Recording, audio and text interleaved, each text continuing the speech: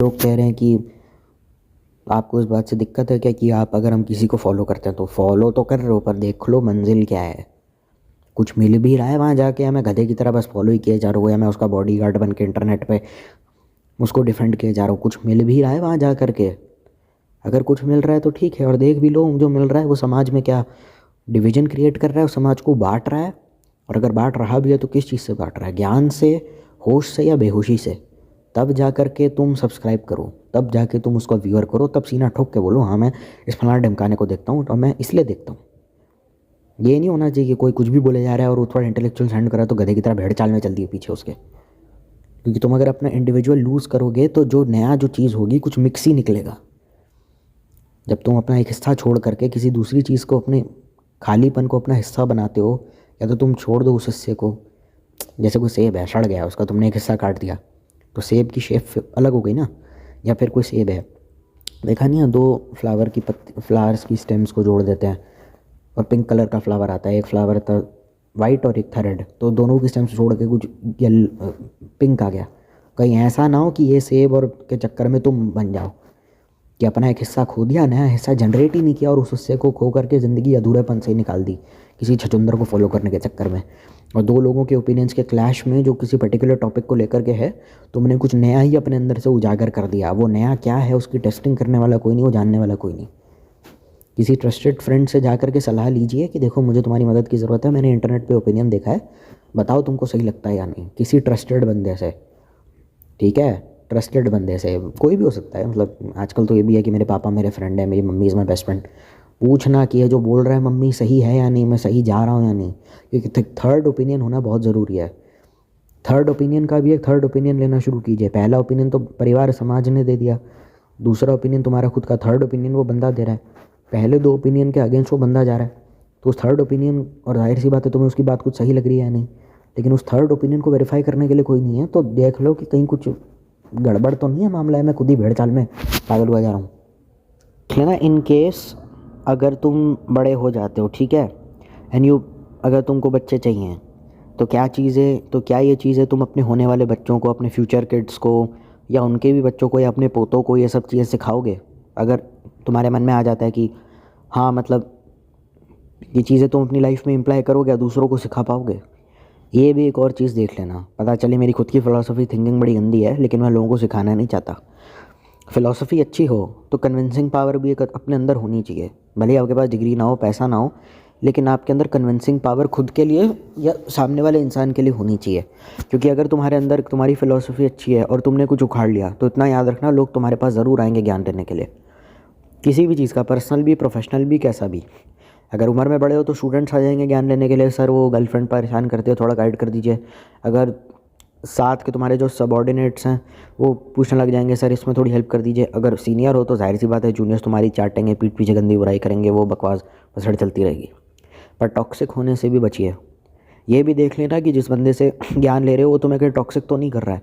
क्योंकि टॉक्सिक इंसान चाहे कि अपने आप को अल्फ़ा बोले, रेबेल बोले, है वो घटिया ही।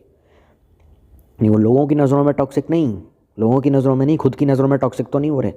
ऐसा तो नहीं है कि तुम बहुत ज़्यादा इम्पल्सिव हो रहे हो, बहुत ज़्यादा कंट्रोलिंग हो रहे हो, बहुत ज़्यादा मतलब मतलब हरासमेंट मेंटल या फिजिकल। अब ये चीज़ें देख बूझ के तो नहीं होती ना। ऐसा तो नहीं है कि तुम कोई नार्सिसिस्ट बन रहे हो और तुम्हारे अंदर कुछ बहुत ज़्यादा नेगेटिव चीज़ें पनप रही हैं। तभी रोक दो, तभी नब्ज़ दबा दो, तभी देख लेना, बीमारी की नब्ज़ देखना। और ये तभी आएगा जब तुम सुनो, काफ़ी लंबे टाइम तक सुनो ऐसे लोगों को, उसके बाद डिसाइड करो। कहीं ऐसा ना हो कि तुम किसी उल्टे पुल्टे आंडू पांडू से कुछ ना कुछ, सेल्फ प्रोक्लेम्ड आंडू पांडू लोग बहुत होते हैं। मैंने जिन लोगों का नाम लिया मैं उनकी बात नहीं कर रहा, मतलब कुछ होते हैं आंडू पांडू से, जवन्नी गोटा छाप इन्फ्लुएंसर, वो दिमाग ख़राब कर देते हैं, उल्टी पुल्टी बातें बता देते हैं। तो ऐसा ना हो कि तुम उनके चक्कर में चले जाओ, अपनी ज़िंदगी बर्बाद कर दो और फिर ये वीडियो देखो लगे धत्ते रहेगी फिर चूक गए। ऐसा नहीं होना चाहिए। कोई भी अपनी थिंकिंग से, जब तुम श्योर शॉट हो जाओ कि मरते दम तक मैं इस डिसीजन को रिग्रेट नहीं करूँगा, अभी नहीं, आफ्टर 30, अभी तो नहीं, अभी तो तुम 21 के होगे, 22 के होगे, 25 के होगे, तुम 13 से लेके 25 तक के होगे, पोस्ट 33 मैं कह रहा हूँ। अगर तुम मुझे ब्लैंक पेपर पे लिख के दे सकते हो कि मैं इस बंदे की बात से अग्री करता हूँ, तब जा कर के तुम उस बंदे को देखना। क्योंकि तुम्हारी लाइफ के डिसीजंस की बात है बेटा, कैरी मिनाटी का वीडियो नहीं है, आशीष चंचलानी का वीडियो नहीं कि थोड़ा बहुत हंस के बंद कर दिया। कहीं ऐसा ना हो कि दुनिया की नज़रों में तो सुपरस्टार बन के वो बंदा घूमे, अपनी फैंडम फैला रहा है, तुम्हारे चक्कर में उसने तुम्हारा भंडाधार कर दिया। और जो लोग कहते हैं तुम्हारे जितने भी अल्फ़ा सिंप जो इनको भी तुम पसंद करते हो, नफ़रत करते हो, उन सबका नाम मैंने एक वीडियो में ले लिया है, तो कोई मेरे पे चढ़ेगा नहीं फालतू में कि अरे सर आप तो लोगों को सिंप बना रहे हैं। देखो भाई, मैंने जो नाम लिए हैं, नाम लेने से सिंप नहीं बनता। मैं तुमको लड़की कैसे पटाएं या लड़के दिन बच्चों की ज़िंदगी बर्बाद कैसे करती हैं, इस बारे में बात नहीं कर रहा हूँ। मैंने सिर्फ नाम लिए हैं, नाम। और हाँ, फटती है क्योंकि हमारी कोई इतनी चलती है नहीं इंटरनेट पे, हमको इतने बड़े तुर्रम खा नहीं है। जिस दिन हम गाड़ी हमारी भी ऐंठ होगी, फिर आँख में आँख डाल के बात करेंगे ना तुम्हारे इन्फ्लुएंसर से, क्या दिक्कत है? लेना कहीं तुमको कैंडल मार्च वाले इंसान तो नहीं बनते जा रहे। जैसे कि सिंह साहब दी ग्रेट एक करके एक फिल्म आई थी, उसका एक डायलॉग बड़ा ज़बरदस्त था कि मोमबत्ती जब बुझ जाती है लोग कैंडल मार्च करते हैं किसी भी चीज़ के लिए। मैं उस चीज़ का नाम नहीं लूँगा क्योंकि फिर लोग कह देते हैं कि थोड़ा गंदा लगता है। मतलब ऐसा नहीं गंदा है, मतलब सेंसिटिव टॉपिक है तो छूना नहीं चाहते उसको हम। तो किसी चीज़ को लेकर के लोग कैंडल मार्च करते हैं तो मोमबत्ती बुझ जाती है तो लोग भी बुझ जाते हैं। मतलब उनके अंदर कुछ दम है नहीं, उनके अंदर कुछ करने का दम है नहीं, उनके अंदर कुछ उखाड़ने का, लेकिन वो बस भेड़ चाल का हिस्सा बन रहे हैं, जबकि वो कुछ भी नहीं।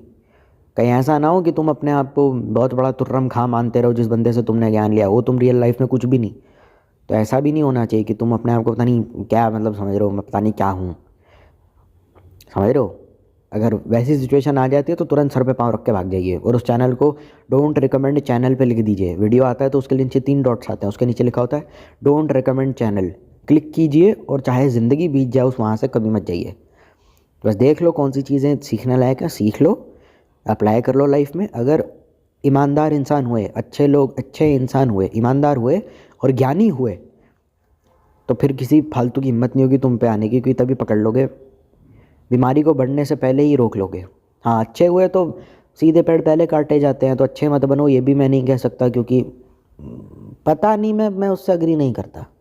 मेरा पर्सनल ओपिनियन मैं देना नहीं चाहता क्योंकि मैं थोड़ा वैसा पुराने ख्यालात का हूँ।